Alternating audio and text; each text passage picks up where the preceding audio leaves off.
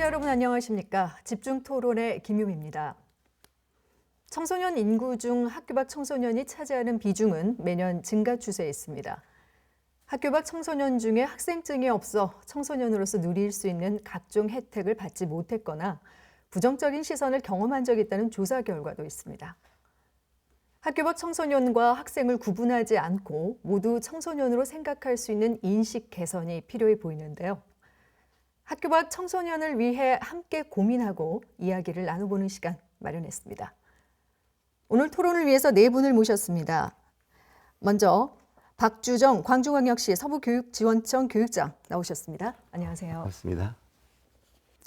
네, 다음은 하영자 광산구 학교 밖 청소년 지원센터 센터장 나오셨습니다. 안녕하세요. 안녕하십니까.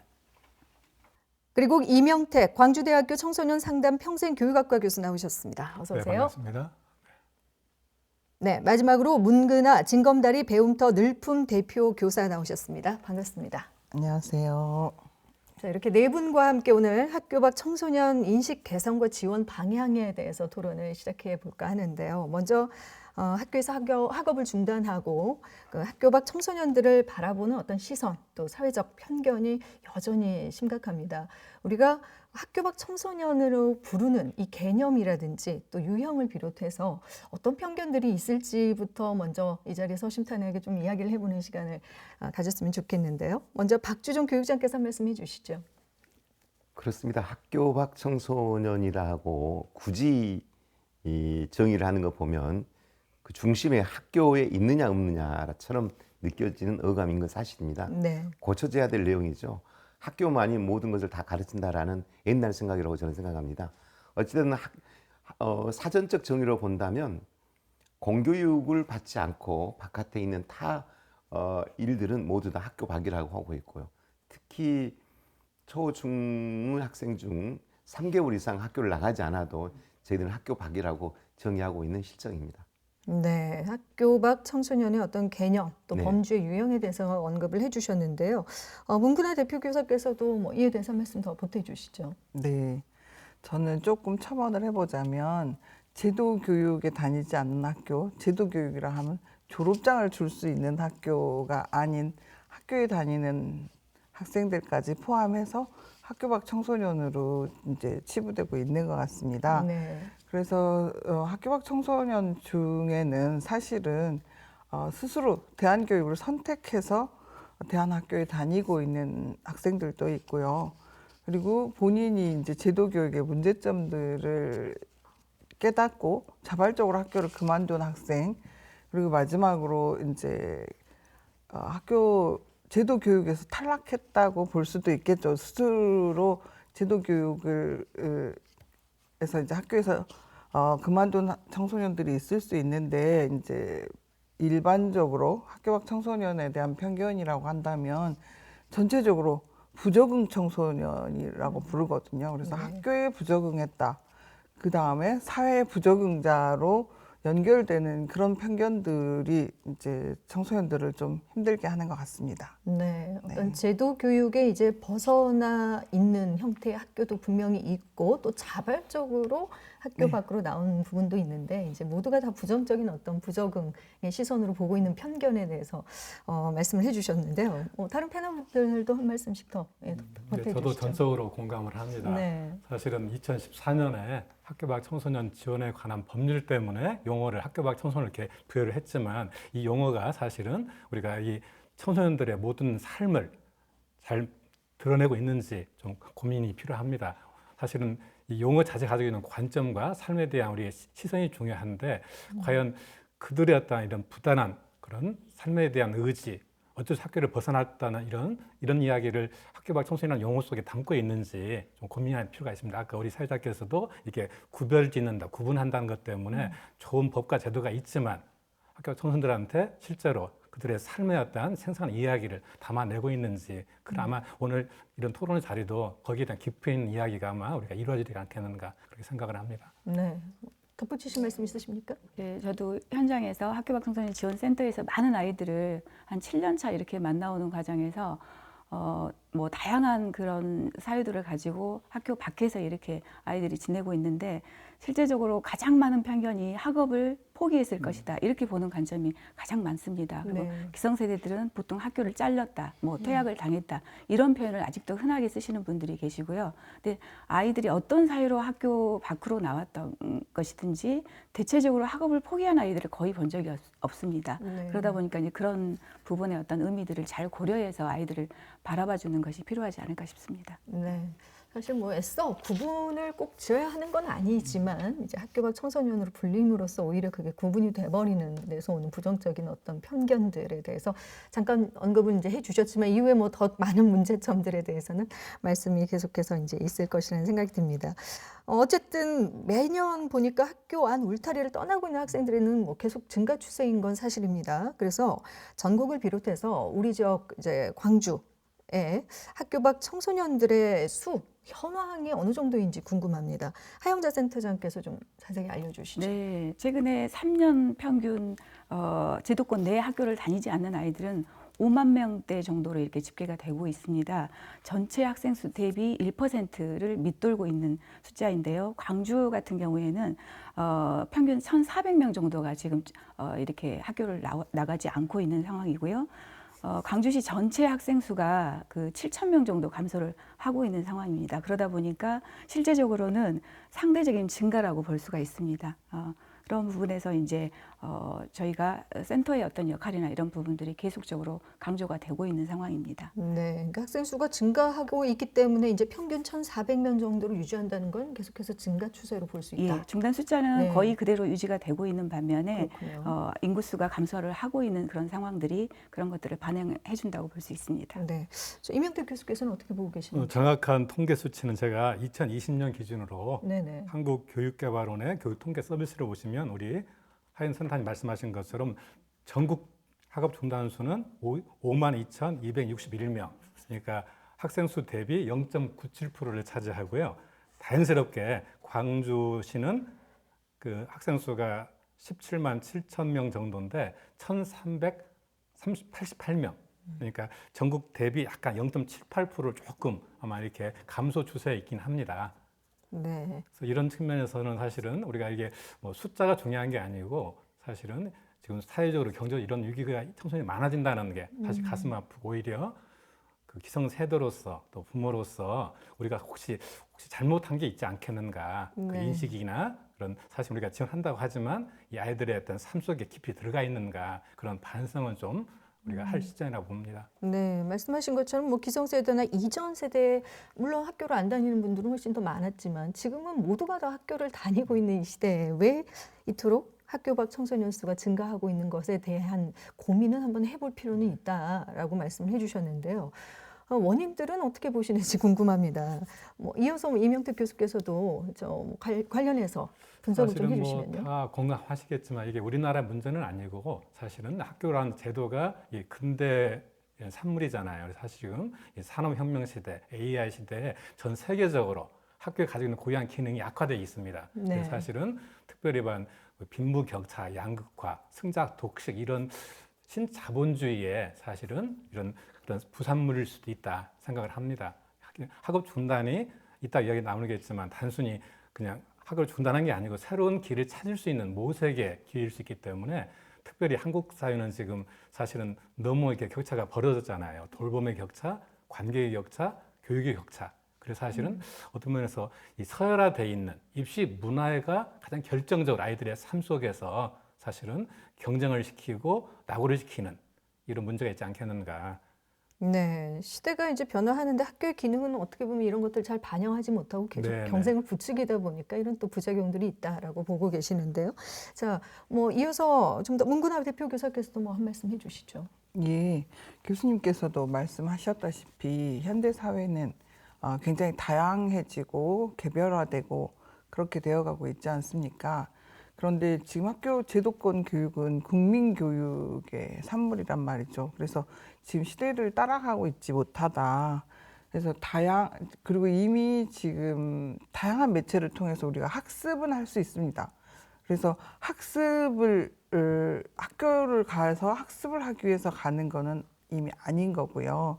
그래서 저희는 작아져야 된다. 학교가 작아져서 제도 교육이 품을 수 없는 부분들을 다양성을 확보해야 되고 심지어 저는 제도 교육에 있는 학교도 작아지는 게 바람직하다 이렇게 보고 있습니다. 그래서 또 하나는 우리 교육이 거의 입시 교육에 종속돼 있지 않습니까? 네. 대학 입시가 코로나에 우선될 정도입니다. 그래서 올해는 수능을 보는 친구들하고 그 관계자들까지 다 백신을 우선 접종해 준다고 하는데 그 이야기를 저희 친구들한테 저희도 이제 수능을 볼 친구가 있어가지고 네. 그 이야기를 했더니 그러면 왜 검정고시를 보는 친구들한테는 백신 접종을 해주지 않느냐 네. 이런 불만을 토로를 하더라고요. 그래서 그 정도로 사실 모든 것이 수능에 집중돼 있는 나라이라서 사실은 그 부분들이 좀 보완이 될 것 같다, 돼야 된다 이렇게 생각하고 있습니다. 네, 더 보태주시죠. 다 이야기를 듣고 나니까 교육이 지금 잘못되고 있는 것처럼 느껴집니다. 그런데 학업 중단자라는 표현 자체를 제가 교육청 장학사 시절에 원래 이 용어는 중도 탈락자였습니다. 네. 그래서 저희들은 중도 탈락자의 숫자를 매년 매달 교육부에다가 보고를 했는데 이 용어 자체가 이제 중도 탈락자가 아니라 학업 중단자로 바뀌었습니다. 그 뜻이 어떤 의미를 내포하고 있냐면 중도 탈락이라고 해서 인생이 끝난 것처럼 이야기하는 이 표현 자체가 잘못된 거다. 그리고 저희들이 주장했었습니다. 학업 중단자라고 하자. 지금 단지 학업만 중단하고 있고 다른 곳에서 우리 제도권의 교육만 지금 중단하고 있는 것이 다른 데서는 분연히 다른 일을 하고 있다. 그래서 학업 중단자라고 하자라고 주장을 저희 강주시 교육청에서 해서 이 용어가 사실 바뀌었던 내용입니다. 그러듯이 학교 밖 청소년의 숫자가 왜 늘어나고 있느냐 여러 가지 이유가 있겠지만 제 1번은 공교육이 이 아이들의 욕구를 다 만족시켜주지 못하고 있다. 이게 저는 1번이라고 봅니다. 네. 그러면 당연히 공교육은 경직성을 가질 수밖에 없고 소위 본질만 가르칠 수밖에 없기 때문에 그 아이들을 다 맞춰주지 못한 거죠.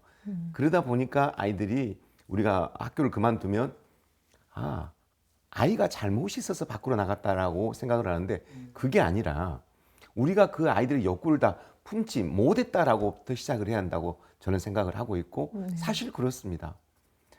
그리고 극히 일부만 비행이나 이런 쪽에 연루돼서 나가지 우리 문근환 쌤이나 하영희자 센터장이 말씀하신 대로 남다른 꿈을 가지고 밖으로 나가고 있는데 문제는 나가고 나서 나라가 그 아이들이 학교에서처럼 정상적으로 살 수 있도록 도와주고 있느냐라는 데 초점을 맞춰야 된다고 저는 생각이 듭니다. 네.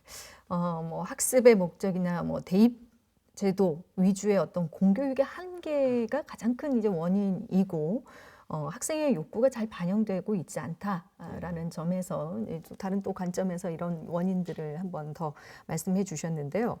궁금한 게 이제 우리 아이들이 처음에 입학을 해서 학교를 그래도 다니다가 본인들이 느껴서 이제 학업을 또 중단하게 됐을 때 그 중단 시기가 그렇다면 대체적으로 어느 정도인지 사실 이때가 공교육의 한계를 가장 좀 많이 느낄 수도 있는 부분도 있고요.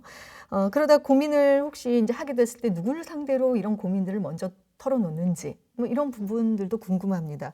하영자 센터장님께서 물론 잘 알고 계실 것 같아서요. 먼저 좀 답변을 해주시죠. 네, 이제 저희가 실태 조사를 통해서 많은 이런 데이터들을 확인을 하고요. 학교 밖 청소년들이 학교를 중단하는 그 시기는 고등학교가 60% 이상입니다. 네. 그래서 다음으로 이제 중학교, 초등학교 순으로 이렇게 나타나고 있는데요. 실제적으로 그 변화 추이가 중요할 것 같은데 중학교 중단이 10% 이상 이렇게 줄어들고 있고 그다음에 고등학교 중단이 10% 늘어나고 있습니다. 네. 근데 여기서 특이점은 고등학교 같은 경우에는 고등학교 시점에서 그만두는 경우에는 비행으로 중단하는 경우가 중학교의 3배 이상입니다. 무엇보다 이제 그렇긴 하지만 이제 뭐 고등학교 중단율 같은 경우에는 대학 입시라는 게 최근에 숨은 작용을 많이 한다는 생각이 또 현장에서 들기도 합니다.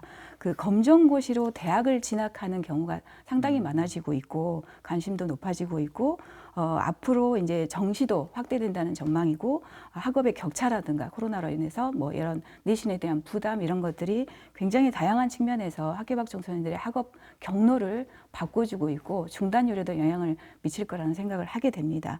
그리고 두 번째로 이제 아이들이 학교를 나오는 시점에서 누구랑 이런 것들을 고민하고 의논을 하느냐 이런 부분들을 이제 말씀을 하셨는데 주로 이제 부모나 또 친구 또 이렇게 선생님 이런 주변 체계에 많이 의존을 하게 됩니다.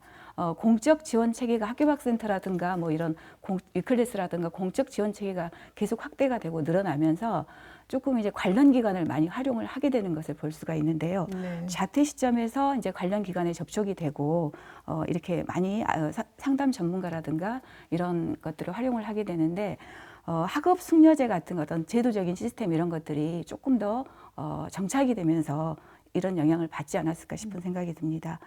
조금 눈여겨볼 점들은 비행의 문제로 관련해서 학교를 나오게 될 경우에 이 아이들이 그런 의사결정을 학업 중단의 의사결정을 주변과 의논하는 것들이 일반 아이들에 비해서 굉장히 낮은 수준이라는 겁니다. 네. 그러면 이런 주변 자원이 취약할수록 비행과 관련해서 학교를 그만두는 확률이 높은 것인가 아니면 비행 관련 문제로 학교를 그만두게 됐을 때 주변 자원의 어떤 단절이 이렇게 오는 것인가 또는 이제 강요에 의해서 자의에 의해서 학교를 그만두는 상황이 아니기 때문에 이런 기회조차 갖지 못하는 것인가 이런 부분들을 생각을 해볼 수가 있고요.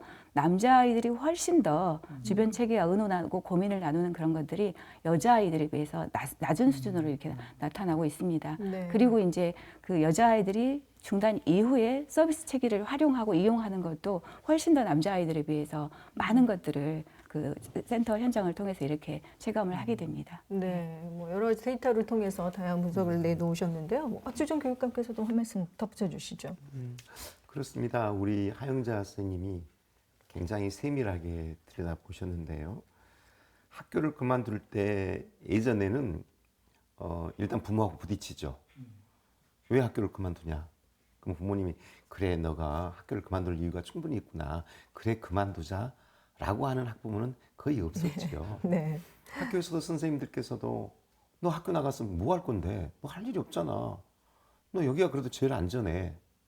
그 다음에 이제 친구들 만나면 너 나가서 어떻게 하려고 그래? 쉽게 말하면 나가면 큰일이 날 것처럼 이야기했던 시절이 있었습니다.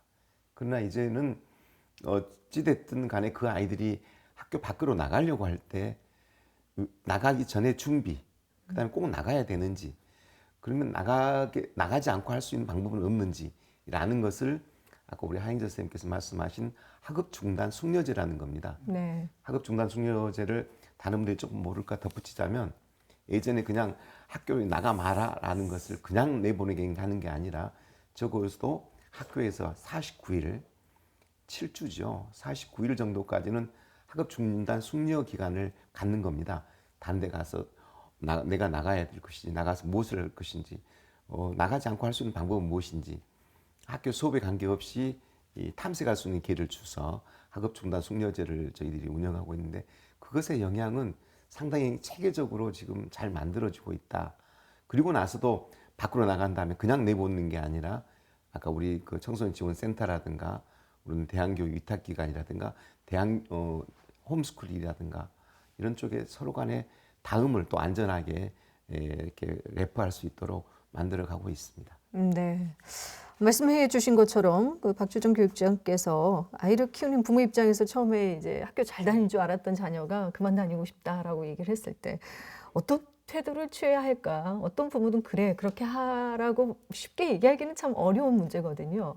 그래서 이제 이왕 전문가분들이 그 부모로서, 보호자로서 어떤 이런 공교육, 학업을 중단하겠다라는 선언을 들었을 때 어떻게 하는 것이 그래도 아이를 위해서 도움이 될지에 대해서도 한 말씀씩 좀 듣고 싶은데요.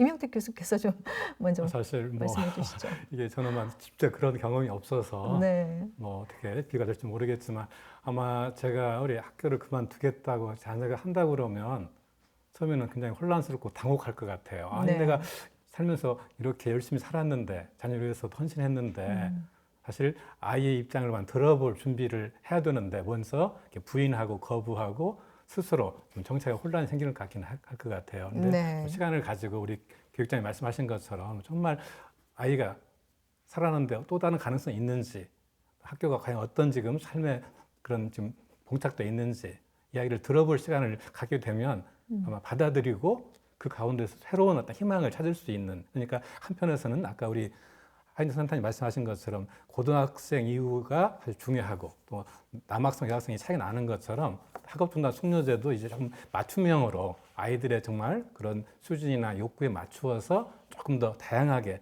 이렇게 진행될 필요가 있겠고, 더 나아가서는 학부모에 대한 인식에 대한 그런 전환도, 지금 학교만이 모든 어떤 사회의 어떤 뭐 전유물이나 미래를 보장하는 게 아니잖아요.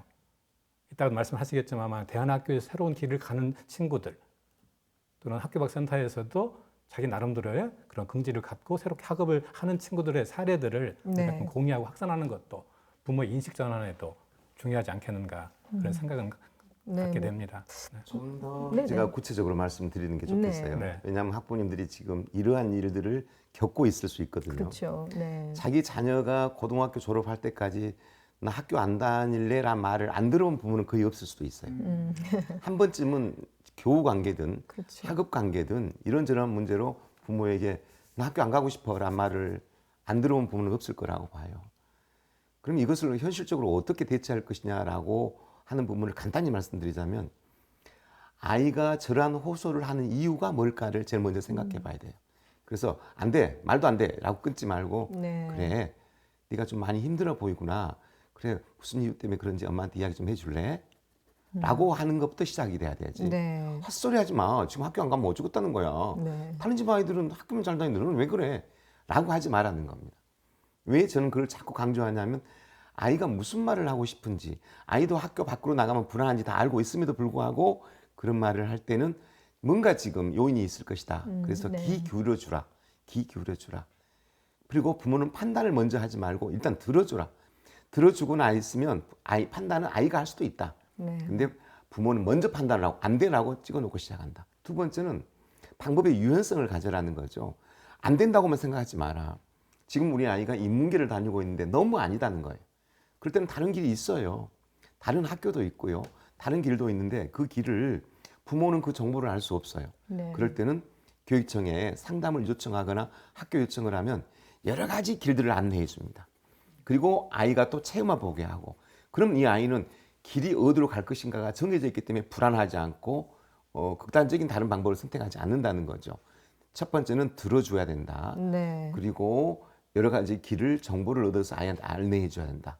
그리고 그럼에도 불구하고 아이가 많이 방황할 때는 또 다른 대안을 현실적으로 제시해야 된다. 난 이렇게 생각합니다. 네, 무작정 부정하거나 거부하거나 하는 것보다 이유를 꼭 들어보라는 거. 네, 그다음에 사실 부모 스스로도 자책하는 경우도 많을 것 같아요. 근데 그러지 마시고 모르고 답답하면 사실 이렇게 방법의 유연성이라고 네. 표현해 주셨는데 도움을 좀 받아볼 필요성이 있다 말씀해 주셨는데요. 뭐 사실은 공교육 중단을 하고 학업을 중단했을 때 보호자의 어떤 태도들에 대한 어떤 좋은 사례가 있으면 더 좋을 것 같은데 혹시 그런 사례가 있을까요? 문근아 혹시 대표 교사께서 혹시 관련해서. 그러니까 요즘은 이제 사실 부모님들이 불안하고 불안을 끝까지 지워내기는 쉽진 않거든요. 근데 그 불안함을 지워내고 하려면은 가장 필요한 게 정보예요. 네.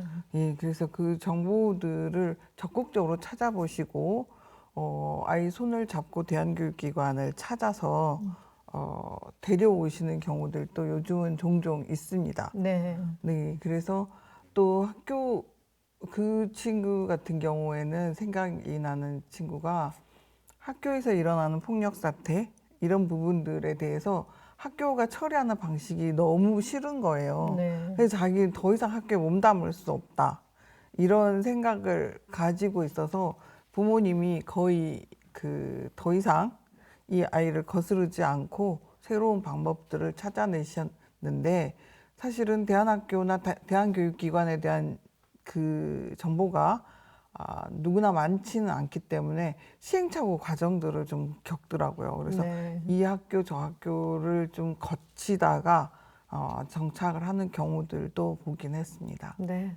그런데 제가 덧붙이고 싶은 말씀이 있는데 사실은 어떤 반대를 하시거나 지지를 하시거나 이런 부모님들뿐만 아니라 방임하는 부모님들이 의외로 많다고 합니다. 제가 이제 여기 나오기 전에 저희 학교에 있는 아이들하고 이야기를 나눴습니다. 네. 그래서 물어봤더니 관심이 없는, 정말 먹고 살아가기 너무 힘들어서 아이가 학교를 그만두면 처음에 화 몇 번 내고 그냥 방치하는 경우들이 굉장히 많다고 해요. 그리고 네. 그 이후의 삶의 과정에 있어서 부모의 태도가 방치를 하는 경우와 어떤 지지와 이거를 하는 경우가 너무나 많이 달라지는 거를 많이 보게 되었습니다. 네, 뭐 적극적으로 정보도 찾고 대안학교도 이렇게 찾아가면서 손잡고 오는 부분들도 있지만 또 이렇게 방치하고 방임하는 그런 부분, 적어도 이런 부분만 없어도 학생들에 대한 관심 정도라도 있어야 하는데 그게 이제 보호자로서는 가장 중요한 태도이다라고 말씀을 대신 해주셨고요. 혹시 뭐 덧붙이실 말씀 있으십니까? 제가 15년도에 실제로 이렇게 기억이 나는 실제 사례입니다. 네. 네, 그 친구가 어디선가 이 방송을 만약에 볼 수도 있다는 생각을 하는데요. 이제 본인이 너무 좋아하는 일이 있었고 그 과정에서 이제 나는 학교를 그만 다니고 싶다 이렇게 했었고 그 부모와 굉장히 그 사투가 장기화되면서 기간이 길어지면서 그 아버지가 그 본업에 굉장히 소홀해지셨어요. 그러다 보니까 그 근무하고 있던 대기업에서 해고를 당하신 그런 상황을 제가 접했었고 네. 그 친구는 그럼에도 불구하고 이제 그 실제로 바이크를 그 본인이 그 고치고 그걸 수리해서 이렇게 직접 그런 것들을 기계를 다루고 이런 부분들에 대해서 굉장히 그 본인이 적성과 흥미를 갖고 있는 그런 친구였는데 수입을 통해서 돈을 벌 수도 있었고 그 친구가 아르바이트를 통해서 그런 활동들을 했었고 실제로 그 과정에서 이제 숙려제로 저희 기관에 왔었던 친구입니다. 그래서 처음에 저희한테 의뢰돼서 전화를 하자마자 나는 그 센터에 갈 필요도 없다. 학교를 그만두겠다. 이렇게 확고했던 친구였는데 이후에 이제 그 2주간의 과정에서 딱 정확하게 올 수 있는 횟수를 채우고 아이가 실제로 학교를 그만두고 그 시점에서 이제 조만간 아이가 바로 스카웃을 받습니다. 그래서 네. 실제로 다른 지역에 이렇게 입사를 하게 되는 그런 연락을 제가 받았었는데 흔하지 않는 그런 사례이긴 하지만 그 학교 밖 청소년들의 다양성을 보여주는 그런 대표적인 예거든요. 그래서 아이들의 어떤 부적응으로 혹은 이런 다른 어떤 그 여러 가지 비행과 관련해서 그만두는 경우가 다이진 않다, 100%이진 않다 그런 부분들을 보여줄 수가 있고요. 아까 교육자님 말씀하신 것처럼 많은 부모들이 당장 내 아이가 학교를 그만둔다고 했을 때 정말 거기에서 굉장히 심리적인 타격이 크고 거기에 좌절을 많이 겪고 하는 것들을 너무 많이 보게 됩니다. 근데 정말 최근의 변화는 어떤 변화가 있냐면 그런 부분에서 굉장히 많이 유연해졌다는 거, 부모님들이. 네. 그거는 정말 가시적으로 그런 변화들이 눈에 띄게 이렇게 드러나고 있고요. 네. 그 지점에서 이제 학교 밖 청소년 지원센터가 이런 중재 역할을 시의적절하게 하고 있지 않나라는 생각을 또 해봅니다. 네, 어떻게 보면 좀 다행스러운 부분이 있고요. 사실 뭔가를 결정하고 선택하기엔 너무 어린 나이잖아요. 이제 선택을 했더라도 사실은 인생을 좀 길게 봤을 때는 언제든지 또 바뀔 만한 여지들이 분명한데 그래서 후회라는 걸 할 수도 있는 거고요. 혹시 학교를 그만둔 것에 대해서 내가 정말 나는 후회하지 않을 것이다 라고 결정을 하고 그만뒀음에도 불구하고 후회를 하는 경우들도 있는지, 또 비율이라든지 혹시 추이들은 어떤지 궁금합니다. 뭐 이어서 그 하용자 센터장께서 혹시 관련한 데이터들이 있으면 좀 알려주시죠. 이제 학교를 그만둔 것을 후회하는 청소년들이 어느 시점에서 조사가 정확히 됐는지는 학교를 그만두는 시점이 다 다르기 때문에 네. 개인차가 있을 것 같고요. 한 45.4% 정도가 후회를 하고 나머지 9% 이상이 훨씬 더 후회를 안 하는 쪽이 많은 걸로 이제 집계가 됐는데 네. 조금 이런 부분들은 이제 흑백 논리로 볼 수 있는 내용이 아닌 것 같고 2015년 이래로 이렇게 그 후회하는 아이들이 점점 11% 이상 이렇게 감소를 하고 있는 그런 추이를 좀 의미 있게 들여다볼 필요가 있을 것 같습니다. 비행의 문제로 그만두는 아이들은 17% 정도가 일반 아이들에서 훨씬 더 후회를 많이 하고 있고요. 이제 거의 자의에 의해서 중단하는 경우가 아니기 때문에 그럴 확률이 높을 것이고 이제 학교 밖 청소년 지원센터라든가 이런 공적인 어떤 지원 체계가 늘어남에 따라서 학교를 그만두고도 굉장히 만족도가 높고 많은 부분에서 긍정적인 답변을 많이 하게 되는 그런 추이를 볼 수가 있고요. 여전히 그렇지만 최근 3년의 어떤 그 상황들을 조사로 보면 친구를 사귈 기회가 없다던가 네. 그리고 뭐 소속감에 대한 어떤 결핍이라던가 이런 부분에서는 학교 밖 청소년 지원센터가 그런 부분들을 사실은 다 충족시키기 어려운 부분이 있는 거죠. 공간의 문제라던가. 네. 그래서 오히려 학교 밖 인구수가 지속적으로 늘어나고 있는 상황에서 공교육 밖에 있는 공교육 밖에서 있다는 이유로 굉장히 본인들이 감당해야 되는 이런 박탈감의 문제 이런 것들을 고민해 볼 필요가 있다는 생각이 듭니다. 네, 그만두고 나니 사실 생겨나는 어떤 그 학교의 이점들을 이제 친구나 소속감 이런 것들도 느끼는 거고, 사실 후회하더라도 후회할 수 있죠. 후회하더라도 다시 이제 학업을 이어갈 수 있는 어떤 방법, 혹은 다른 길을 또 갈 수 있는 방법이 있다면 사실 이 후회도 하나의 또 밑거름이 돼서 다른 방식으로 바뀔 수 있을 텐데, 박주정 교육장께서 이 부분에 관련해서 좀 한 그렇게 말씀 하겠습니다. 해주시죠. 저기 아까 우리 하영자 센터장님께서 말씀하신 바이크 아이, 네, 그렇게 되면 부모들이 얼마나 좋겠습니까? 자기가 뚜렷한 목표를 가지고 자기 소질을 충분히 검증한 다음 나의 갈 길이 있을 경우에는 부모들은 그런 아이라면 걱정도 안 하죠. 네. 아무 준비도 없이 나가려고 한다니까요. 허황된 꿈을 갖고 있어요. 라고 부모님들은 호소를 합니다. 네. 그러니까 학교 밖을 나간 아이들은 여러 이유가 있겠지만 나는 이러이러한 일을, 이러이러한 계획을 갖고 어디 가서 내가 무엇을 하겠다라고 준비된 아이들은 후회를 덜 하죠. 근데 그냥 추상적으로 저 나가면 돈도 잘 벌고 편하고 재밌을 것 같아. 거기서 돈 벌면 다음에 사장 될 거야. 사장 돼서 지금 뜨는 사람들 있잖아. 다 그렇게 됐대. 이런 이야기를 듣고 듣는 아이들은 밖에 나가자마자 현실의 벽에 부딪히게 되는 거죠. 당장. 그리고 후회를 하게 됩니다. 그럼 후회를 하게 되면 갈 수 있는 길은 세 가지죠. 안 되겠어. 나 다시 학교로 돌아가야겠어. 1. 네. 두 번째, 아니야. 학교로 돌아가기는 그렇고 나 검정고시를 봐야겠어. 2. 아니야. 나 검정고시와 관계없이 난 차라리 그냥 돈을 벌래. 그래 가서 어디서 일을 할래. 3. 네. 4. 이것도 저것도 아니 그냥 하루를 보내는, 그 중에 제일 먼저 나는 학교로 돌아가서 다시 해야 되겠어 라고 하는 애들은 성취 동기를 가지고 학교로 돌아와서 우리는 받을 수 있도록 준비가 되어 있습니다. 네. 우리는 검정고시를 봐야 되겠어. 학교 가기는 너무 늦었어. 그러면 검정고시를 할 수 있도록 교육청에서는 지금도 지원하고 있고 여러 센터에서 그 역할을 하고 있습니다. 네. 우리는 일을 해야 되겠어 라는 부분은 아직 취약합니다. 왜? 이 아이들 마땅한 직장을 보여줄 수 없는 거죠. 제일 어려운 것은 은둔형이죠. 네. 포기형. 나는 이것도 저것도 싫어. 그리고 나서 이제 그 아이들이 다른 길로 갈까에 대한 사회적 시선 이런 것들이 많이 어려움을 겪고 있습니다. 근데 저는 여기서 정말 교육청도 관심을 갖고 우리 센터도 관심을 가져야 될 중요한 이유 중에 하나는 공부 잘하고 착하고 똑똑한 아이들은 나라가 키울 겁니다. 그런데 여기서 좀 뒤처져 갖고 힘들어하는 아이들을, 특히 아까 4번에 있는 은둔형, 네. 마음대로 살고 있는 아이들을 방치해 놓으면 다음에 그 아이들을 건사하기에는 사회적 손실이 너무나 크다는 거죠.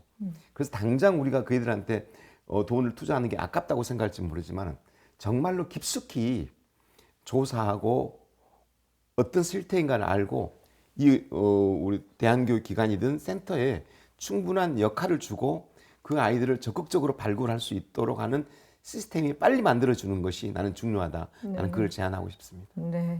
네 번째 특히 운둔을 하고 있는, 방치되어 있는 그런 네. 청소년들에 대한 사회적 관심과 사회적 문제 해결 방법이 가장 우선시 돼야 되는 어떤 부분을 다시 한번 강조해 주셨는데요. 좀 덧붙여 주시죠. 네. 두 분 말씀에 전적으로 공감하고요. 이어서 말씀드리면 아마 2011년인가요? 그 광주발전연구원에서 학업 중단한 아이들의 실태 조사를 아주 심층적으로 했는데, 네. 이게 후회한다는 것은 그만큼 이해받지 못하고 지원을 받지 못해서 그러는 거 아닙니까? 그래서 그런 어려움을 보니까 아마 부모님과 갈등이 가장 컸었고, 그리고 경제적인 어려움, 그다음에 자기가 계획한 대로 일이 제대로 되지 않는다. 아까 말씀하신 대로 정확한 정보가 없고, 또 특히 소속감, 친구와의 관계가 어렵다, 이런 것들이 있었습니다. 그리고 아울러서 아까 은둔형, 무업형이라고 그러는데 우리 청소년 정책연구원에서 2009년부터 꾸준히 학교와 청소년에 대한 그런 연구를 했고 특히 이행 경로를 어떻게 이 청소년들이 학교를 벗어나고 그 이후에 어떤 활동들을 하는가.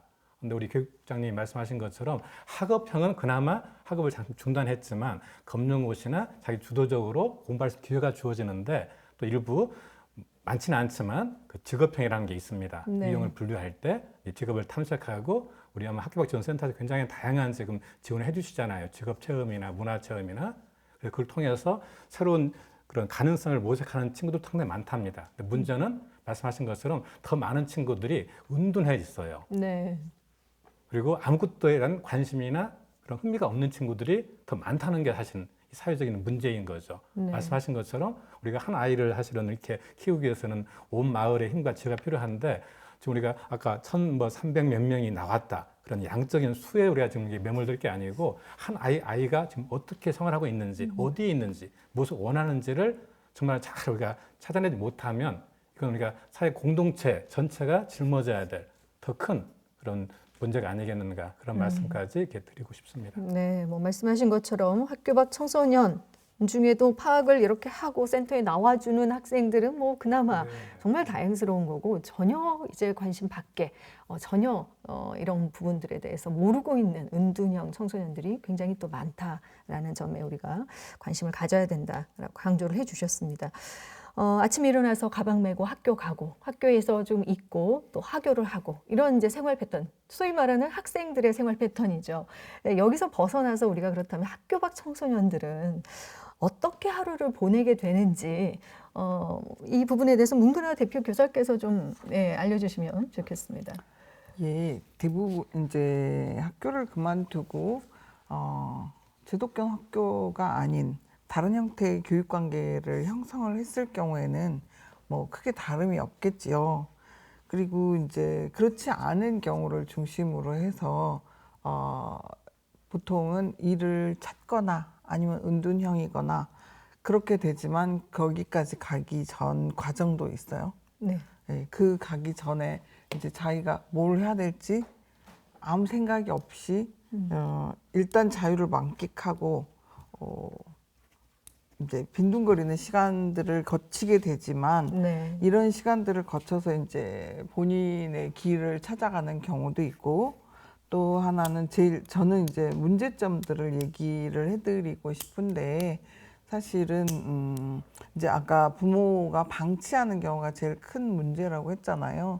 그래서 그 부모로부터 방치되는 방임되는 아이들 같은 경우에는 이제 모든 결정을 스스로 해야 됩니다. 그리고 또 생계도 스스로 꾸려가야 되는 경우들이 많고 그래서 그 학교를 그만두고 가정 경제 한 축을 이루고 있는 경우들도 있고요.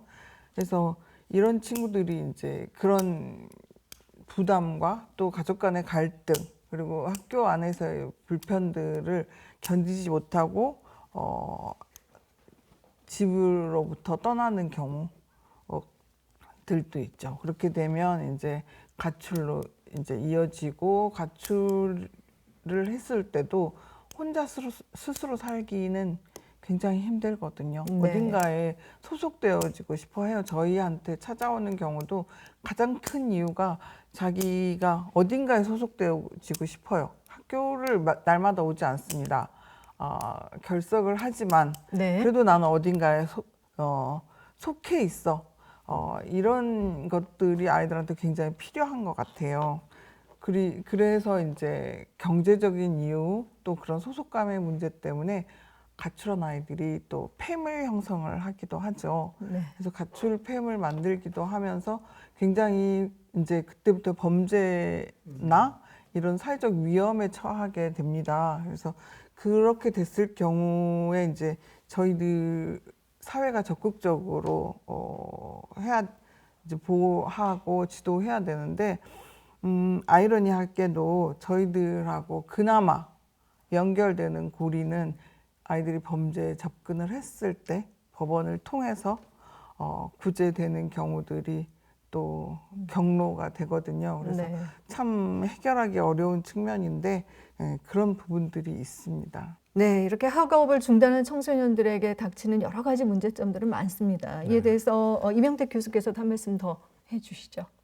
그러니까 아이들의 그런 이야기에 우리가 귀를 기울이고 기다려주고 아까도 의미 있는 타자가 우리가 되고 있는지 학교를 중단될 때 얼마나 고민을 많이 하겠어요. 친구들과도 상의도 하고 또 선생님한테도 이렇게 좀 자문을 구할 텐데 또 부모님과의 관계가 좋으면 그나마 뭔가 정보도 구하고 힘을 얻을 텐데 그러지 못한 아이들이 더 많잖아요. 사실은 상처받고 또 학교에서도 억울한 그런 삶을 살아가는데 그럴 때 과연 우리가 의미 있는 그런 타자로서 역할을 하고 있는가 그런 자성이 필요하고요. 그래서는 우리 진검다리 배우부터 늘품 선생님들께서 이렇게 헌신한 모습에 감동을 받고 또 아이들의 이야기를 들어보니까 아이들이 사실은 다 몸부림을 치고 있더라고요. 일종의 성장통이죠. 자기가 단지 지금 공부를 중단하고 있지만 또 다른 목표를 향해서 나아가는 그런 과정들을 우리가 지지해 줄 수 있는 이런 게 필요하지 않겠는가. 혹시 뭐 저보다는 아마 현장에서 우리 문구환 선생님이나 우리 아마 제가 존경하는 교육장님도 아마 그런 경험을 하지 않았습니까? 아이들이 어려웠을 때 어떻게 그 아이들의 목소리를 들어주는 거. 단순히 그런 제도나 사업이 아닌 아이들 한 인간으로서의 우리가 존중해 줄 수 있는 그 마음 속에서 저는 답이 있지 않겠는가. 그래서 네. 오히려 제 이야기보다는 네. 우리 교육장님의 이야기를 듣는 것도 네. 좋을 것 같아요. 네, 그럼 이어서 교육장께서도 청소년이 겪는 가장 큰 애로사항들은 어떤 거, 물론 너무 많겠습니다만 개인차도 있고 지켜보시면서 어떤 부분들이 있었는지 좀 한 말씀 해주시죠. 저는 공업교 고등학교 선생님을 할 때 아이들이 너무 방황하고 집을 나간 걸 보고 폐가를 얻어서 10년 동안 그런 친구들 한 707명을 데리고 살아봤습니다. 네. 그 707명을 한 번에 데리고 사는 것은 아니고 8명씩 먹이고 재우고 같이 생활을 하면서 10년이 지나니까 707명이 됐어요. 그러다 보니까 각종 모든 아이들의 어려움을 10년간 다 들었다고 생각을 합니다. 그게 1994년이죠. 저는 이걸 제안하고 싶어요. 지금 우리는 추상적으로 그 애들에게 관심과 무엇을 가져야 된다라는 것에서는 다 같이 공감을 합니다. 네. 그러니까 어떻게 그 애들에게 관심을 갖고 그 부모들을 이끌어내고 그다음에 경제적 지원을 어떻게 할 것이며 그 애들의 상처받은 것은 어디서 상담을 하고 학교를 다니지 않는 대신에 무엇을 어떻게 해줄 것인가에 대해서 누가 그 일을 할 것이냐 이거에 대해서 서로 해야 된다는 말은 당위성은 다 같이 인정하면서도 그것은 학생이 아니니까 시청에서 해야 되지 않을까? 교육청 입장에서는 시청에서는 그 역할까지 우리가 다 할 수가 없으니까 우리 학교복 청소년 지원센터를 만들어 놨잖아. 거기서 해주면 돼. 아니 거기서도 못 해주고 있으니까 우리가 지금 그 늘품 대표교사처럼 그래서 우리가 안고 있으니까 여기 좀 들여다봐줘. 이 일은 누가 하는 거야? 라고 지금 전부 다 위를 쳐다보고 있잖아요. 네. 나는 시급하다고 생각합니다. 누가 해야 될 것인가에 대한 것은 학교 내에 있는 아이들에 대한 돌봄과 전심투구는 교육청이 책임을 지고 그럼에도 불구하고 이 아이들이 바깥으로 나갈 수밖에 없는 상황이 됐을 때는 나가더라도 안전하게 나갈 수 있을 때까지는 교육청에서 책임을 져줘야 되고 네.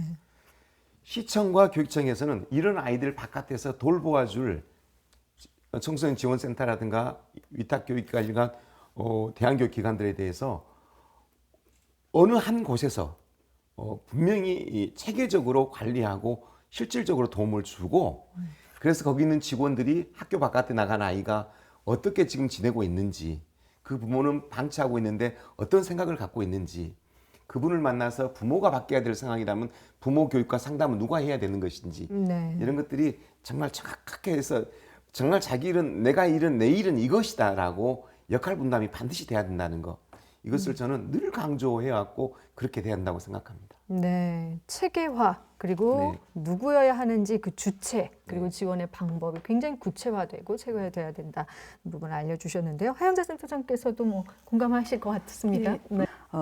대체적으로 이제 학교 밖 아이들이 겪는 애로사항이 이제 그 조사 자료에 의하면 예를 들면 이제 학생증이나 이런 부분들이 많이 일반화돼 있기 때문에 그런 부분들 때문에 겪는 그러니까 사소한 뭐 교통비라든가 네. 이런 부분에 뭔가를 이렇게 더 손해를 봐야 되고 뭔가를 더 내야 되고 이런 어떤 손실들이 더 많이 지금까지 있어 왔고요. 네. 그런 부분들은 최근에 많이 개선이 되고 있는 것 같습니다. 하지만 이제 사회적 참여라든가 뭐 장학금을 받는다든가 그리고 이제 뭐 이런 취업을 한다든가 혹은 뭐 대학 입시라든가 이런 부분에 있어서는 여전히 굉장히 차별을 계속 지속적으로 받고 있는 상황이라고 볼 수가 있고 사실 이런 부분들은 뭐 저희가 어떤 홍보 하나를 하더라도 어떤 예를 들면 뭐 전시회가 됐든 경시대회가 됐든 이걸 하나를 내더라도 대상자를 이렇게 명칭을 할 때도 마찬가지고 네.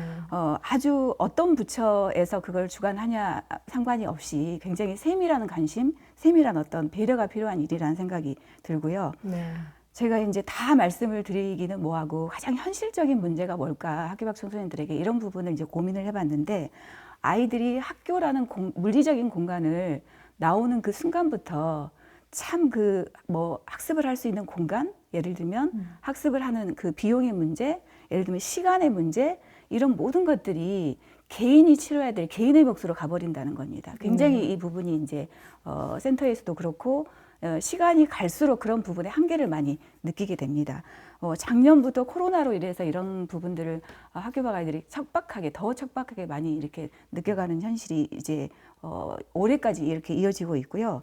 가서 놀 곳이 없고 그리고 같이 놀 상대가 없고 그리고 이제 돈을 벌 때도 계속 줄어가고 있고 네. 그리고 이제 뭐 공부를 할 공간의 문제 그리고 이제 예를 들면 혼자서 얻어낼 수 있는 정보나 예를 들면 이런 인프라나 이런 것들이 굉장히 전무하기 때문에 네. 이런 현실이 가장 학교 밖 아이들에게는 굉장히 지금 날이 서 있는 그런 약간 누군가 알아주지 못하는 본인도 그런 부분에 대해서 통증을 느끼지 못하지만 굉장히 차별적인 그런 심각한 상황이라고 볼 수가 있고 심지어 검정고시 고사장에 입실하는 부분부터 그리고 거기서 도시락을 먹는 문제부터 저런 곳에서 문제가 설마 될 수 있을까 하는 아주 작은 부분에까지 아이들은 현실적으로 당당하지 못하다는 거 그런 부분들을 이제 저희가 많이 이렇게 느끼게 됩니다.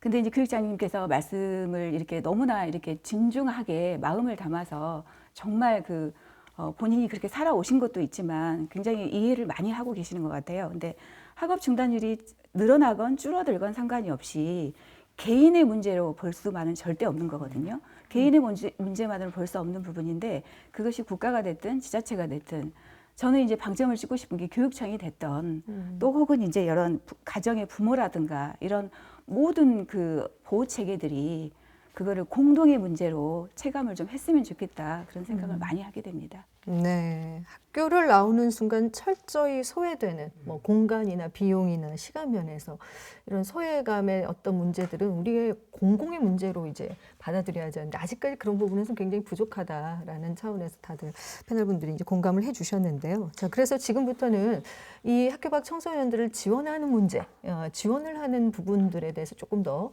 자세하게 얘기를 좀 나눠보겠습니다. 앞서 이제 말씀 중에 학업 중단 위기 징후라는 게 있으면 좀 조기에 발견을 하고 또 혹은 한 번쯤 좀 다시 한번 생각해 볼 수 있는 여지를 줄 수 있는 방법 중에 하나로 학업 중단 숙려제를 잠깐 언급을 해 주셨어요.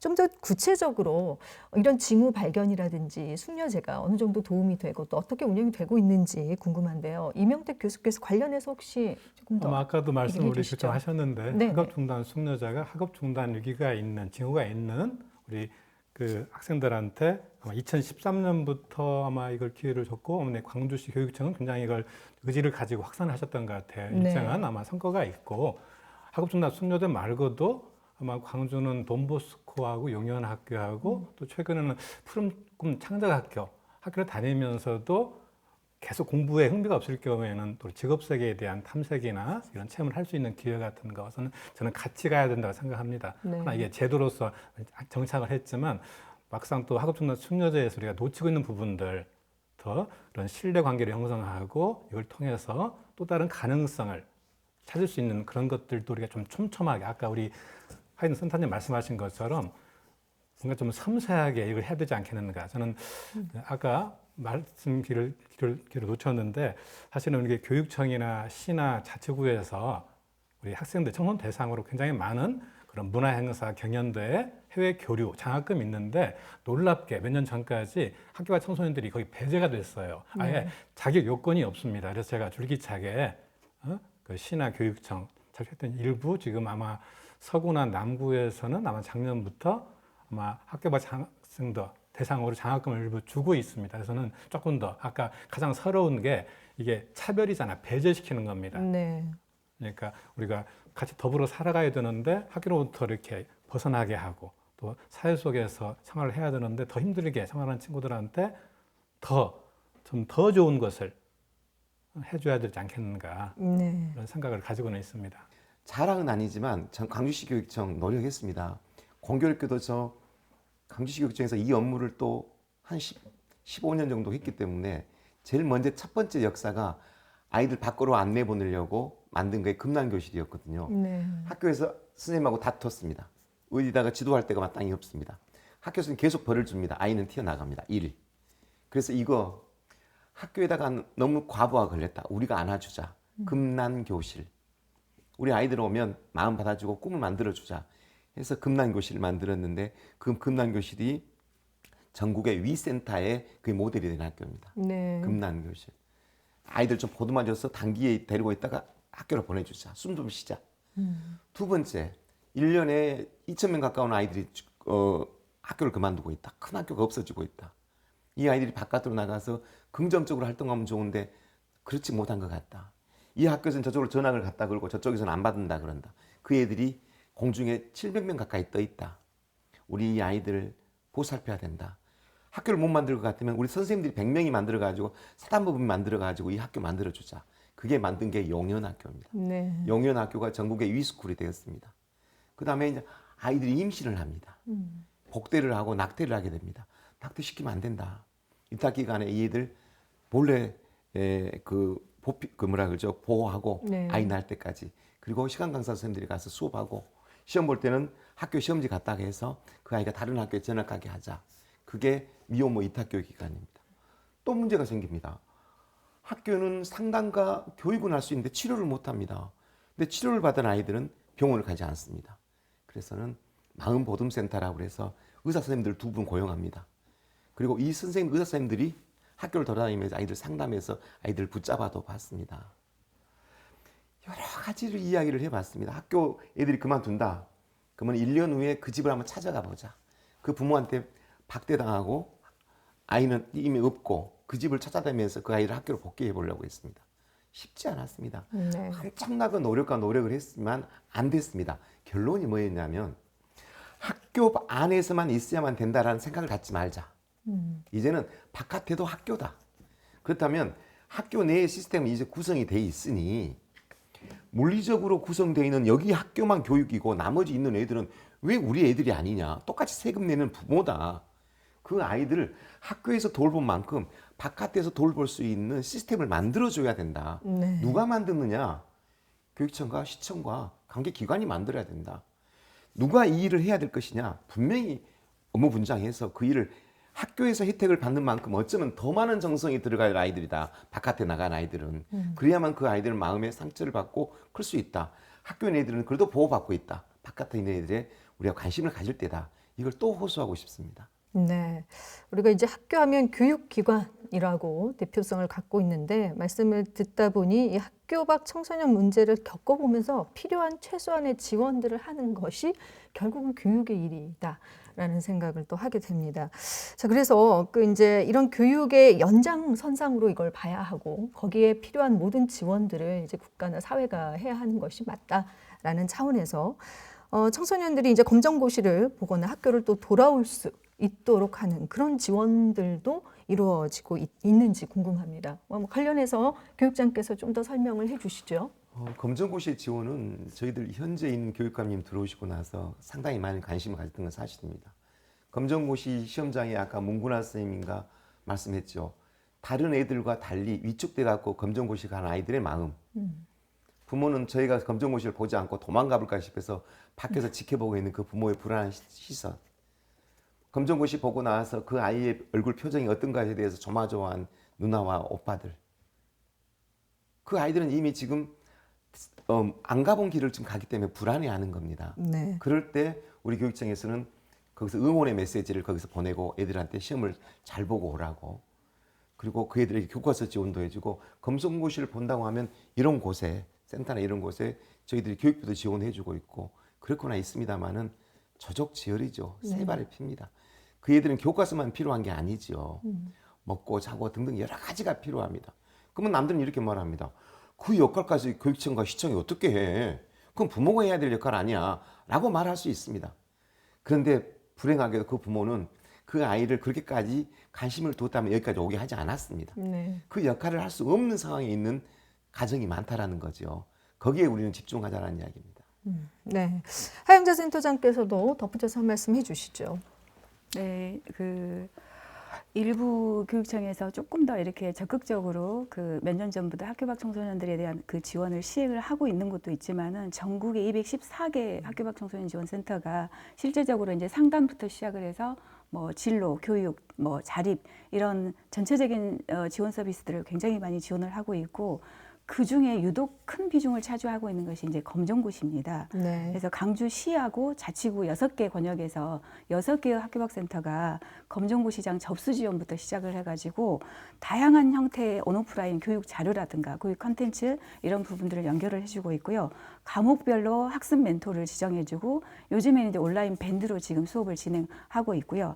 그리고 이제 특히 이제 수업 공간을 마련해 주는 거, 이런 부분들이 1년 내내 상시에 그런 부분들이 어렵기도 하지만 네. 주변에 이제 기관을 같이 이렇게 공유해서 공간을 그렇게 쓰기도 하고요.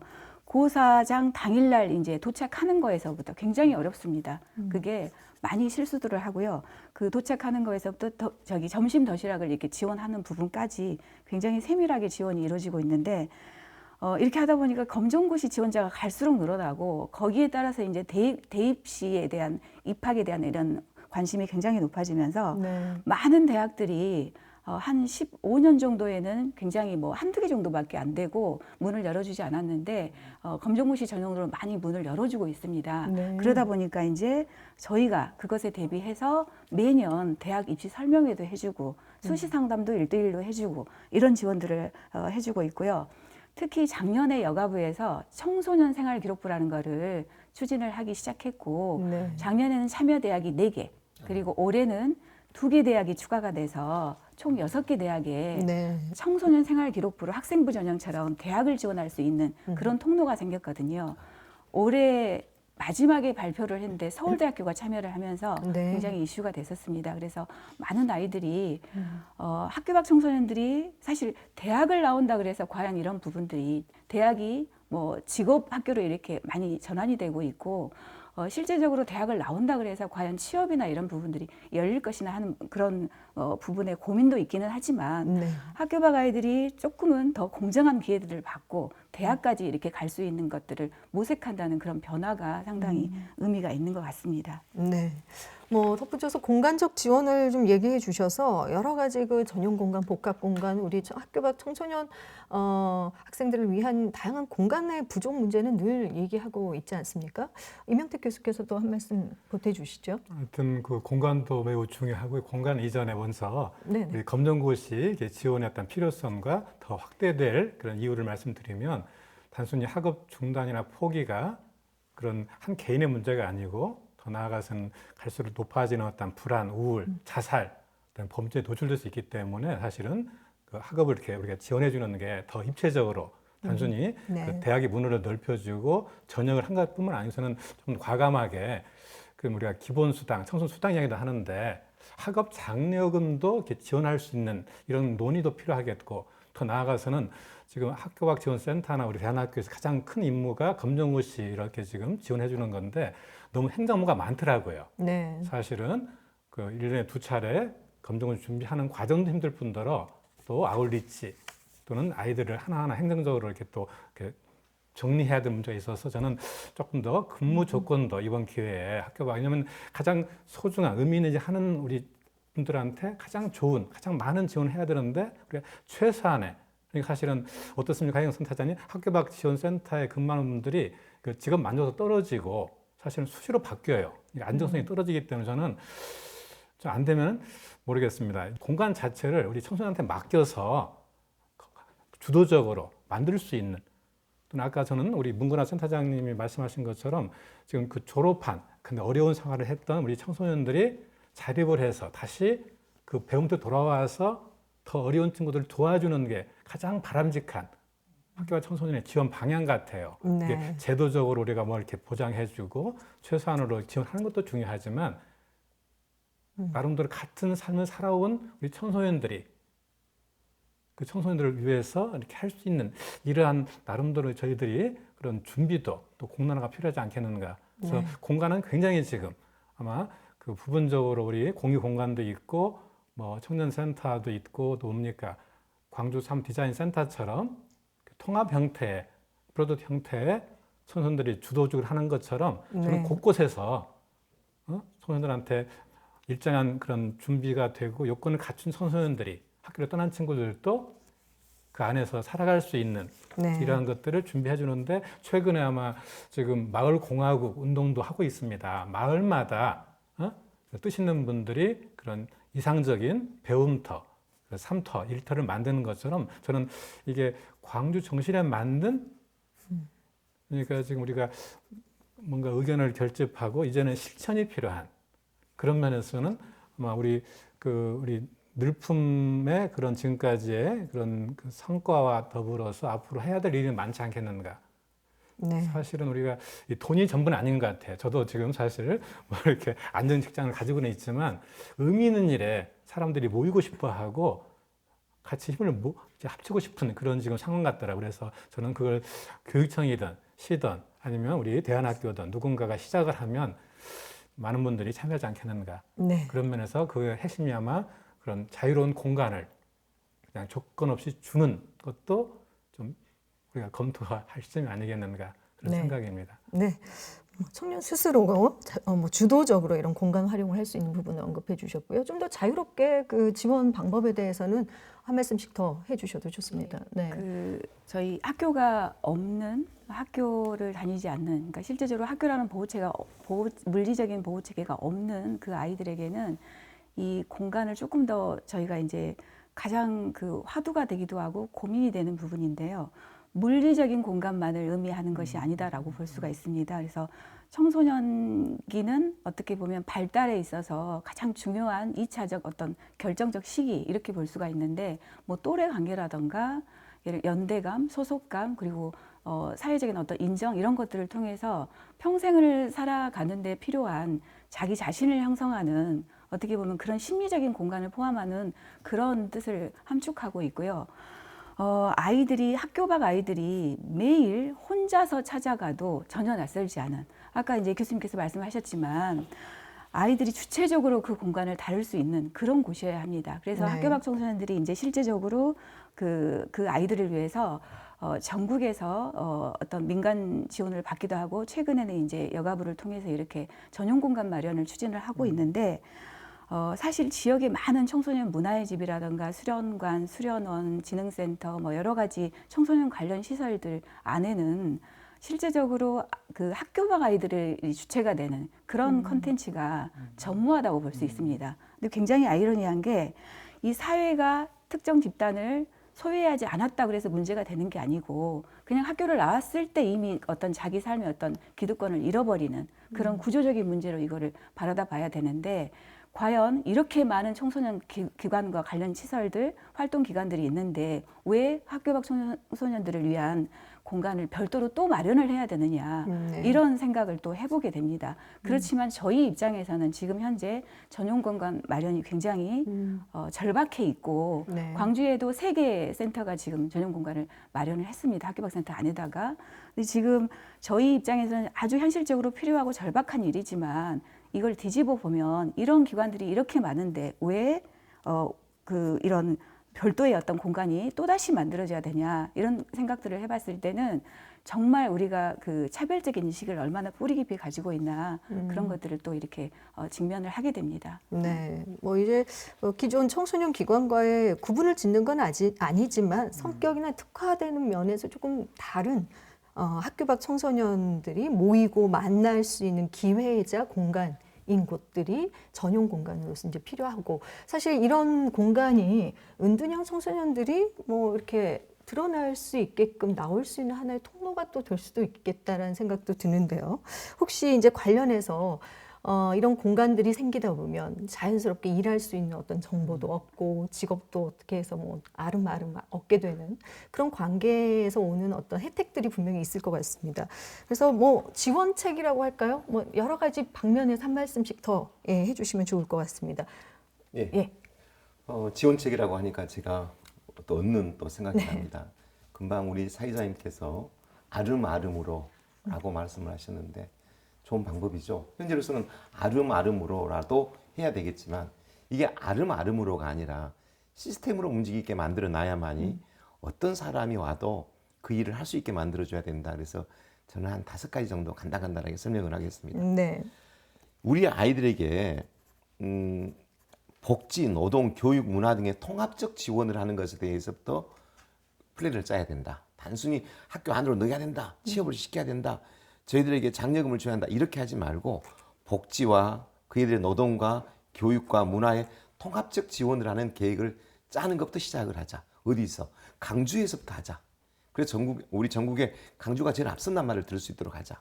두 번째는 이 학교 밖 청소년들 라이프 스타일은 각각 달라요. 각각 다르기 때문에 큰 그림만 그리지 말고 그 애들에게 맞는 개인적 스타일을 맞는 맞춤 지원을 하기 위해서 더 많은 연구가 필요하다. 네. 세 번째는 성급한 학교 복귀와 취업보다는 평생 교육을 강화해서 그 학교를 반드시 돌아야만 되는 것이 아니다. 취업만이 중요한 게 아니다. 평생 교육을 강화하는 쪽에 플랜을 짜야 된다. 저는 이걸 좀 제안하고 싶고요. 학교 밖 청소년의 지원법도 좀 개정이 좀 되었으면 좋겠다. 현실에 맞게. 그 다음에 6번째는 학교 밖 청소년 지원 센터도 확충이 돼야 되고 거기에 대한 지원도 충분히 강화돼야 된다. 어디만큼? 학교만큼. 왜? 이 아이들도 단지 장소만 달리한 곳에 있지만 지원을 받아야 될 곳이기 때문에 어쩌면 학교는 지인적 이렇게 지원을 하고 있지만 여기를 못하고 있는 애들한테는 1.5배 더 해줘야 된다. 그래야만 균형이 맞춰질 것이다. 그 다음에 마지막으로는 이런 통합적 지원을 위한 전문가가 나타나야 됩니다. 네. 전문가. 이제까지는 그냥 이분 저분이 일을 했지만 문문화 쌤이나 하영자 쌤처럼 이런 분들이 전문가 그룹을 만들어서 전문가 교육이 돼서 시행착오가 되지 않도록 전문가 그룹이 이런 일을 할 수 있도록 전문가 그룹에 대한 양성도 필요하다. 이것을 제안하고 싶고 네. 조금 어렵기는 하겠습니다만 학교 밖 청소년에 대한 부모들도 실태도 좀 파악을 해서 그분들에 대한 지원도 마지막은 해야만이 완성이 되지 않을까 그런 생각을 해봅니다. 네. 통합적이고 또 맞춤형 또 지속적인 차원에서 평생 교육으로 보는 것, 또 학교와 동일한 지원 뿐만 아니라 전문성을 갖춘 전문가들을 활용해서 학교 밖 청소년의 어떻게 보면 보호자인 부모까지도 우리가 고려할 수 있는 그런 통합적 지원책에 대해서 정리를 이제 해주셨는데요. 그다음에 이런 학교 밖 청소년들에 대한 통합적 지원에 있어서 뭐 또 조금 더 필요한 부분, 학생들이 느끼기에는 특히나 또 지원 부분에 있어서 중요한 부분이 있다면 좀 듣고 싶은데요. 하영자 센터장께서 좀 알려주시죠. 네, 그 학교 밖 그 아이들에게 가장 지금 중요한 부분은 이제 보통 학교 밖 청소년 지원센터가 2가지 트랙으로 지원을 하고 있는데요. 한 가지는 학업 복귀라고 하면 나머지 하나는 자립입니다. 사회적 자립인데요. 그 학교 밖 청소년들에게 어떤 자립의 의미라고 하는 것은 가장 그 1차적인 자기의 욕구이면서도 권리이기도 하고 사회적 책무의 어떤 그런 양가적인 그런 화두이기도 합니다. 그래서 본인의 건강을 살피고 건강검진을 하고 그리고 이제 자기개발을 통해서 적성을 찾고 이런 부분들 그리고 그런 활동이 센터나 이런 기관을 통해서 가능해질 수 있도록 교통비를 지원해주는 문제 이런 부분들 그리고 오늘 당장 내가 그 양육의 어떤 환경이나 이런 것들이 온전하지 못했을 때 주거의 문제들 그리고 네. 밥 한 끼를 오늘 먹을 수 있느냐 이런 밥의 문제들 이런 부분들이 이제 자립에 많은 어떤 함축되어 있는 뜻이기도 하는데요. 광주시에서 18년도부터인가 이렇게 학교 밖 청소년들을 대상으로 해서 교통비를 지원을 해왔고 작년부터 이제 여가부에서 무상급식을 학교 밖 아이들에게도 지원을 해오고 있습니다. 최근에 이런 직접 지원의 형태들이 늘어나면서 네. 안에 있는 아이들이 저희가 볼 수 없었던 아이들이 집 밖으로 나오는 그런 현상들을 많이 이제 보게 되고요. 굉장히 그런 물꼬가 되고 있습니다. 앞에서 이제 교육장님이랑 교수님께서 걱정하신 그런 부분들이 어떤 굉장히 좋은 방책들이 되고 있는 시점인데, 저희가 여기서 어떤 것들을 최근 1, 2년 사이에 이렇게 느끼게 되냐면, 좋은 프로그램들, 양질의 어떤 필수적인 어떤 그런 그 선별된 프로그램들을 잘 구축해서 아이들에게 최대한의 참여율을 높이고, 그런 마음으로 이제 아이들한테 상당히 많은 유인책들을 쓰기도 하고 이렇게 하는데, 그 과정에서 아이들이 어렵사리 구한 그런 아르바이트 자리, 이런 것들을 버리고 교육받으러 와라, 프로그램 그 뭐 참여하러 와라, 이렇게 할 수가 없다는 겁니다. 네. 근데 아이들에게는, 학교 밖 아이들에게는 먹고 입고 이런 자구책이 스스로 마련이 돼야 되는 상황이기 때문에 굉장히 중요한 생존의 문제이기도 합니다. 그러니까 생존의 문제나 뭐 안전의 문제, 이런 것들이 다 보장이 돼야 실제적으로 자신의 미래를 조망을 해본다던가, 혹은 학습에 대한 동기가 가능해진다던가,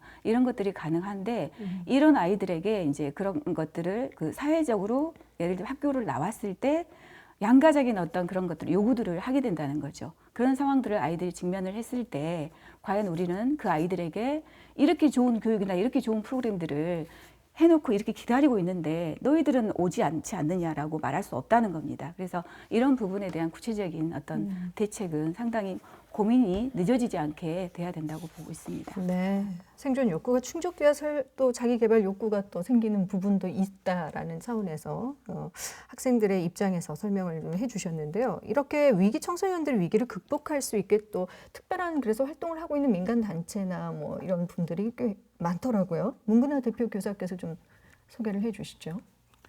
예, 제가 다른 곳을 설명드리기는 쉽지가 않고요. 저희가 하고 있는 활동들에 대해서 간단하게 설명을 드려보겠습니다. 저희 학교 같은 경우에는 처음부터 위기 청소년들이 이 위기를 극복할 수 있게 돕는 것을 학교 설립 목표로 삼고 운영을 하고 있어요. 그래서 저희가 만난 청소년들이 처음에는 비행을 저지르거나 이런 청소년들도 꽤 많았습니다. 그래서 그런 청소년들을 법원으로부터 연계받아서 만나기도 하고 그랬었는데, 그 부분에서 가장 중요한 게 저희가 그 아이들의 이력을 묻고 또 보고를 하고 이런 것들은 아이들한테 서로 상처가 되고 서로 신뢰에 문제가 생기기 때문에 그것들을 하지 않고 자발적으로 오는 친구들을 중심으로 받고 있어요. 그래서 아무도 자발적으로 받았으면 학생이 없을 것이다 라고 했지만 지금까지 아이들이 손을 잡고 친구를 소개하고 그래서 데려오고 있습니다. 그래서 저희가 하고 있는 일은 물론 학교라는 이름을 붙이고 있기 때문에 검정고시와 인문학, 문화예술, 또 기본적으로 생활을 해 나갈 수 있는 생활기술 교육 이런 것들을 함께 하고 있고요.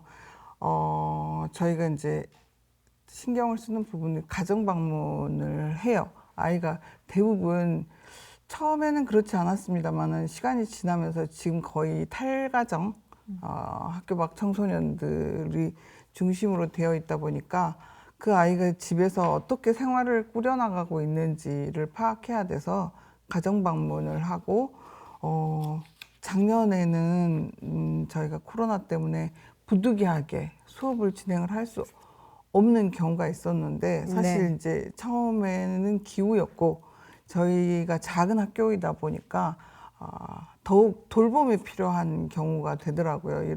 그런 상황에서 그래서 저희가 이제 학교에서 수업을 진행을 하고 식사를 할 수 있도록 이제 식재료가 아니라 이제 밑반찬을 만들어서 같이 나눠보기도 하고 그런 일들을 하고 있었는데요. 네. 제가 겪었던 가장 큰 애로사항은 사실 2016, 17년도 정도에 전국적으로 아이들이 자해가 유행인 적이 있었습니다. 네. 그래서 저희도 어김없이 자해 소동이 벌어지고 그런 적이 있었는데요. 그럴 때 이제 제가 혼자서 감당을 하기가 쉽지가 않았고 저희가 선생님들이 검정고시 과목도 해주시고 다른 파트들도 지도해 주시는데 이제 선생님들이 아이들 마음을 보듬어 주는 작업들을 하고 계시는데 그 선생님들을 이제 통해서 저희가 그런 작업을 하지만 저희 같은 아이들을 그 선생님이 안정적으로 일하실 수 있게 센터 같은 것들을 만든다면 저희뿐만 아니라 다른 학교도 네. 지금 다른 학교도 도움을 받을 수 있을 것 같고요. 사실 대안학교 선생님들이 모여서 얘기를 나누다 보면은 점점 정신과 약을 먹고 있는 친구들이 늘어나고 있습니다. 네. 저희도 뭐 절반 정도가 된 적도 있고 그래서 아이들이 심리적으로 굉장히 마음이 아프고 힘든 상황이라는 것에 반증이기 때문에 네. 심리 지원이 굉장히 필요한 상황이고요. 네. 또 제가 법률 상담도 해야 됩니다. 아이들이 피해를 받기도 하고 가해자가 가끔씩 되기도 하고 이런 상태에서 그런 부분도 지원을 해야 되고 또 재판에 동행을 하기도 하고 병원에 동행을 하기도 하고 이런 부분들을 거의 이제 한두 사람이 네. 감당을 해내고 있기 때문에 저희가 이 부분들을 좀 보완이 된다면 네. 훨씬 더 양질의 지원을 할 수 있지 않을까 네. 그런 생각들이 들거든요. 네. 그래서 이제 저희가 여러 가지 활동들을 하지만 음악회를 해보기도 하고 뭐 여러 가지 활동들을 해봤는데 저희가 2019년도부터는 이제 청소년들을 모아서 자신들이 겪어온 이야기들, 네. 자신들이 겪어오면서 그것들을 어떻게 극복했는지 이런 부분들을 이제 한 학기 한 6, 7개월을 잡아서 저희가 토론을 해봤어요. 그래서 그걸 묶어서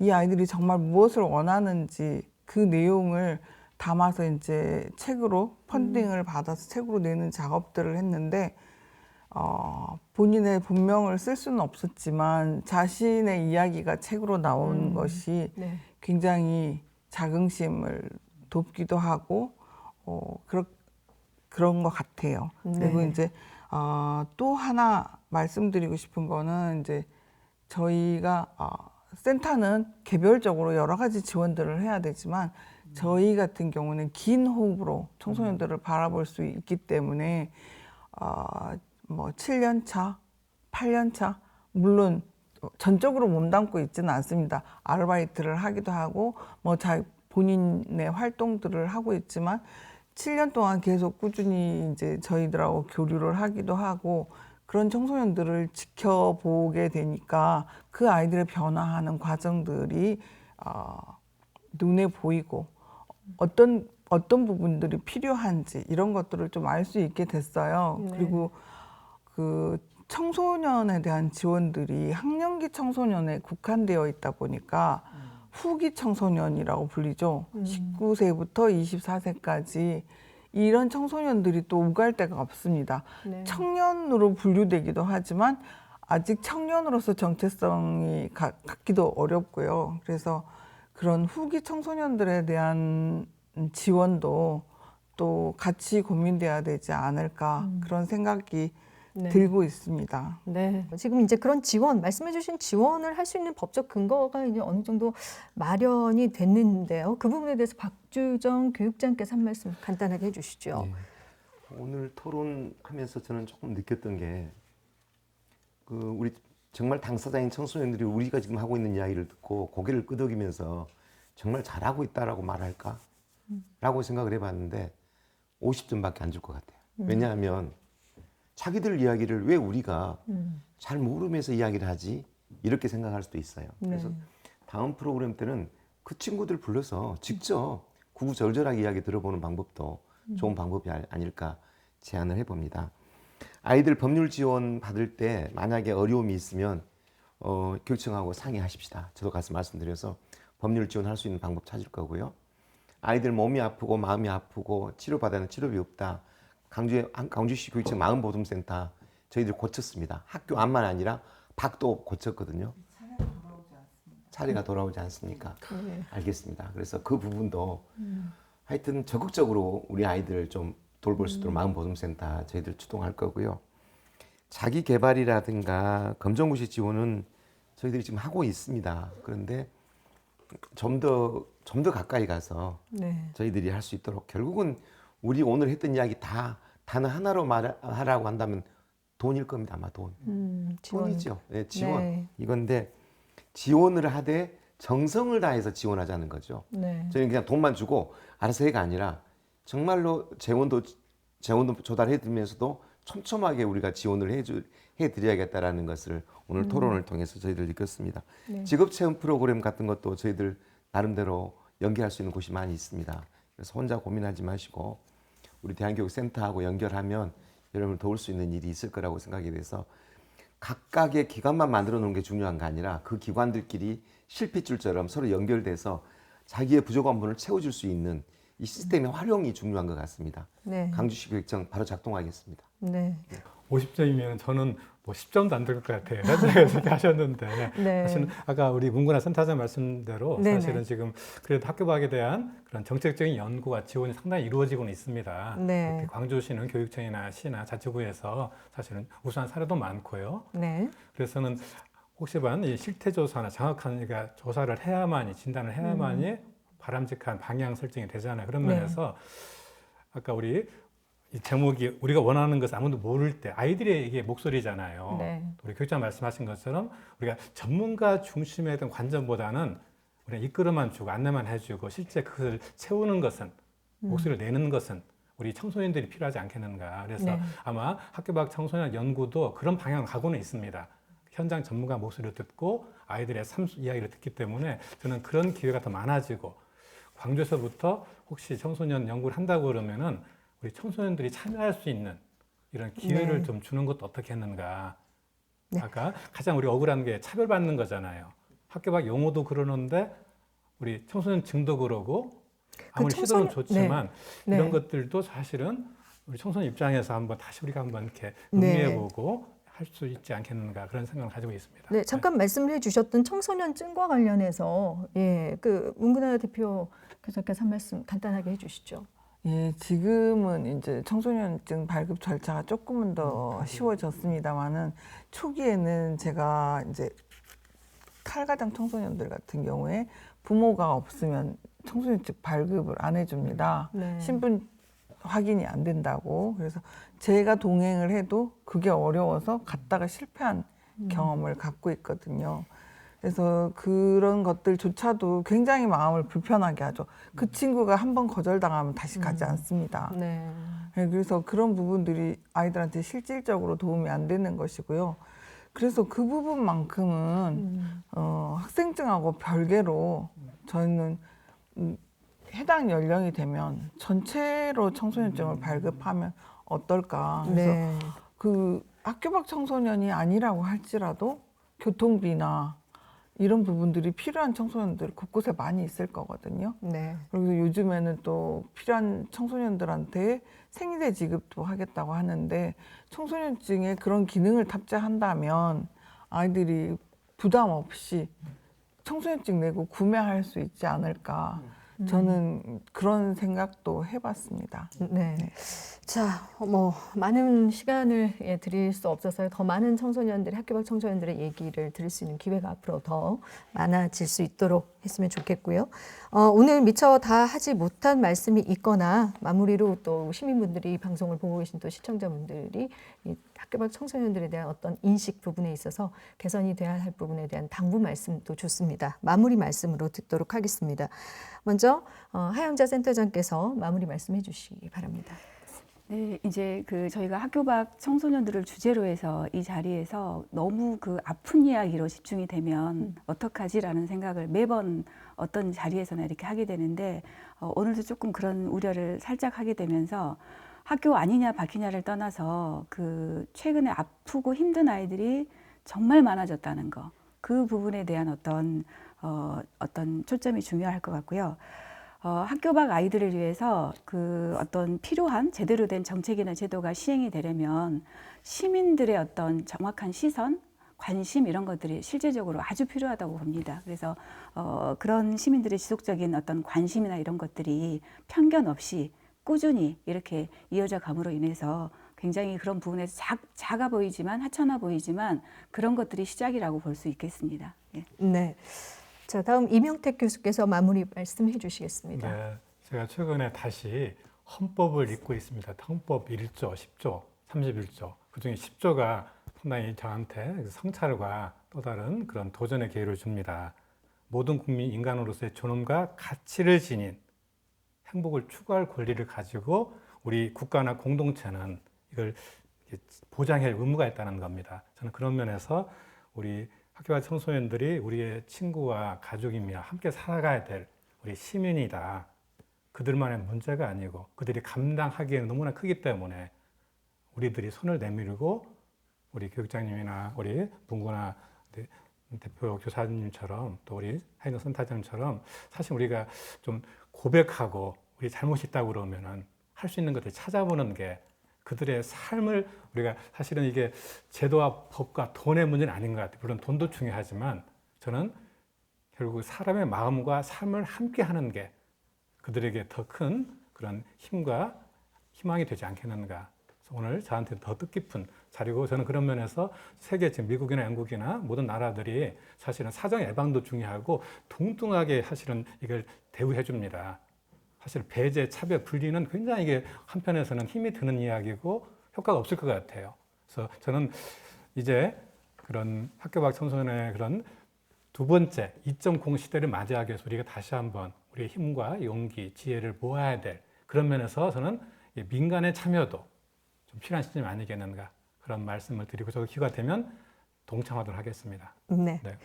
자, 다음 문근아 대표 교사께서 마무리 말씀해 주시겠습니다.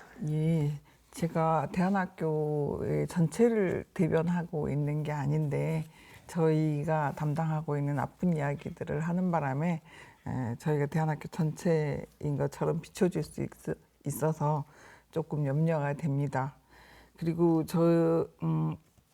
전체 학교 밖 청소년들이 사실 굉장히 여리고 금방 상처받기 때문에 아주 작은 차별들을 우리가 놓치지 않는 게 필요하고요. 우리 아이들, 모든 아이들은 다 우리 아이들이잖아요. 그래서 우리 아이들을 하나하나 다 놓치지 않고 키워냈으면 하는 바람입니다. 네. 마지막으로 박주정 교육장께서 마무리 말씀해 주시겠습니다.